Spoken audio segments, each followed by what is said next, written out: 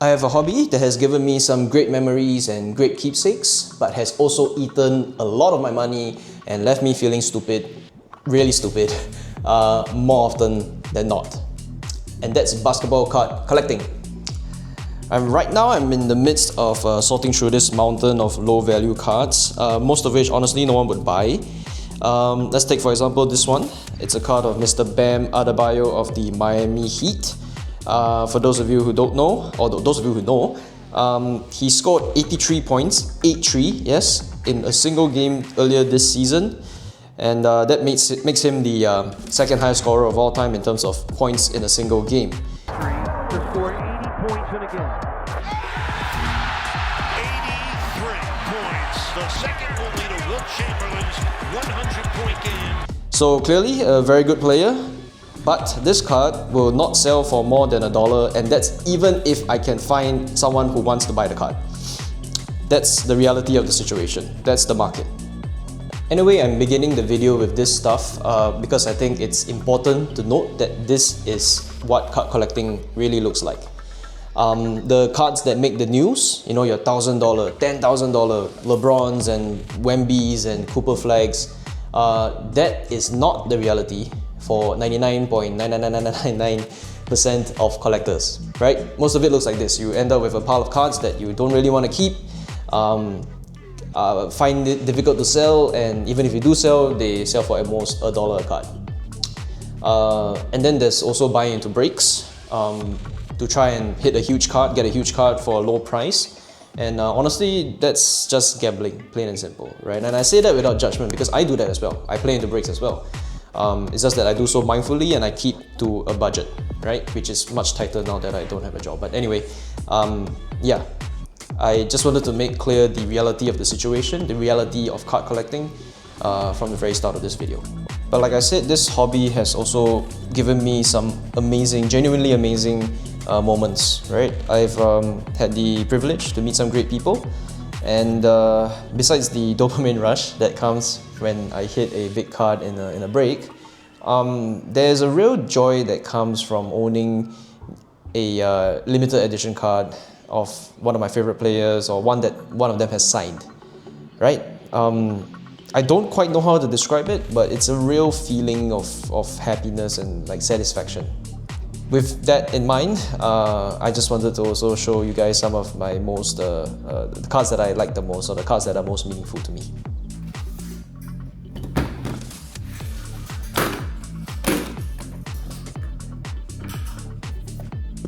Okay, we'll begin with this Keegan Murray card, not because I'm a huge Keegan Murray fan or Sacramento Kings fan, but for two reasons this card is extremely special to me. So first of all, this card, if you can see this little silver inscription here, it says 1 of 1. It's not very clear on camera, but that's what it says. That means that this card is unique, right? By dictionary definition of the word unique, the only one in the whole entire world. There's no other card like this, right? And secondly, this card came out of the very first personal hobby box that I opened, so I didn't get this in a break. I bought a box, I ripped the packs myself, and this came out of that. So you can imagine the very first box you open, and then this unique autograph card of a rookie comes out of it. He's not the most special player, but I think that's a memory that will stick with you, and it certainly will stick with me. Okay, the next card is indisputably my favorite card in my whole collection. This dual autograph card with Luka Doncic and Dirk Nowitzki, right? These two guys are two of my favorite players ever. Dirk Nowitzki is my personal GOAT. 53 points for Dirk Nowitzki. And it's a 2-point game. And as you can see, this is one of only 10 cards of this kind in the whole entire world. So rarity is there, favorite players, right? And both of them autograph it. It's like my dream card. It's my holy grail, right? This is not only valuable to me personally, but also if you search the market past sales of this card, I saw the most recent sale of this went for US $3,000. And I think I've seen it sell for like 5,000 before as well. So like someone has been trading one of the other 9 cards that look like this, right? So in this case, the market agrees with me. This is a valuable card. These next two are not autograph cards, but they are SSPs. Super short prints, which means they are really rare. You get only one of these per case of cards, and you might not even get the player that you want, right? Because several other players have this design as well. So a Dirk Nowitzki one coming out is rare on top of rare, right? And the same is the case for this one of Luka. This is called a blank slate. I particularly like this one. Look at that sleek design, really clean, right? And yeah, this Kaboom is more of an animated style, but still.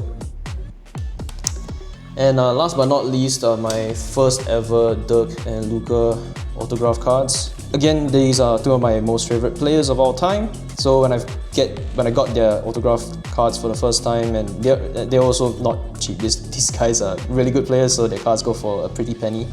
Obviously, it was really special. This one in particular, my very first Dirk auto.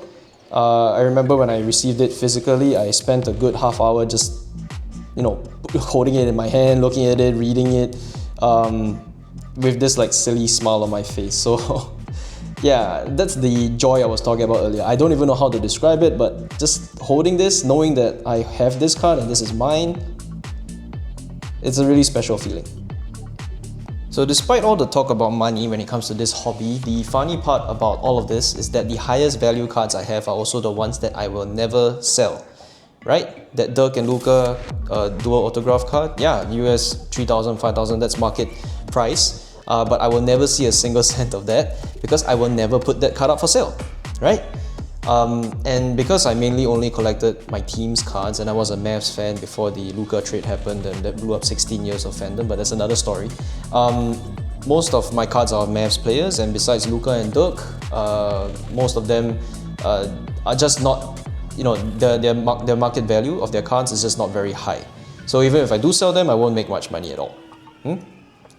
So if you're a collector like I am, and not a flipper, then there really is no money to be made in this hobby, honestly. And if you're in this to make money, if you're constantly buying the teams with the most high value players, hoping to get some big card for a low price, again, that's just gambling, and with gambling, the house will always win, right? I've seen many instances of people paying thousands of dollars to secure like a really high value team or player in a break, and in a break you're not guaranteed to get the cards that you're looking for, right? So they spend so much to get the chance to get this player or this card, and then once all is said and done, they end up with like, I don't know, 5 cards with a total market value of like $100, if even that. Sometimes they end up with no cards, and they essentially just burn the whole paycheck, a whole month's paycheck, right? $5,000, $6,000, $7,000, whatever it is, in one evening for nothing. They get nothing in return, right? That happens. So that's why, for me, card collecting works best when I treat it like what it actually is, a hobby, right? Not an investment strategy, not a side hustle, not some genius market play, nothing like that, right? Just a slightly expensive way for me to celebrate and enjoy a sport that I love, on top of like watching games and all of that. When money becomes a focal point in a hobby, I think that's when things get a bit weird, right? That's when the sus people start to come out, where the scammers start to come out. I don't play Pokemon cards, but I have heard a few incidents happening in the Singapore Pokemon TCG scene recently, right? And I think that that's the same in basketball, right? Maybe even worse on a worldwide level because the value of cards is on average higher than Pokemon. But anyway, it's not good to make money the main thing, right? And I think that's also an important lesson to learn in general. Like, our hobbies, they don't need to be profitable, and they don't even need to be productive, honestly, right? Just because you can bake really well and you enjoy doing so, it doesn't mean that you have to sell brownies on Instagram, right? Just because you can sketch and paint and draw and you enjoy doing so, doesn't mean you have to start taking commissions, yeah? I mean, you can lah, but it's very easy for your interest and your passion to be taken over and consumed by good old capitalism. And then what? Your passion, your interest, your hobby has become work. As if your day job wasn't enough work. So yeah, this is my silly dumb hobby, one of my several silly dumb hobbies. And I'm still going to keep doing it, even though it's a little bit irrational and yes, it eats a lot of money over time. Because I enjoy myself, I truly do, right? I just need to do it within reason and within a budget. So if you have any silly hobbies that you want to talk about, you want to let people know about, that you enjoy anyway despite them being completely nonsensical or irrational or whatever, please let me know in the comments, right? And if you like to, like, share, subscribe, all that kind of stuff, all that good stuff. Thank you so much for watching, and I'll see you in the next one.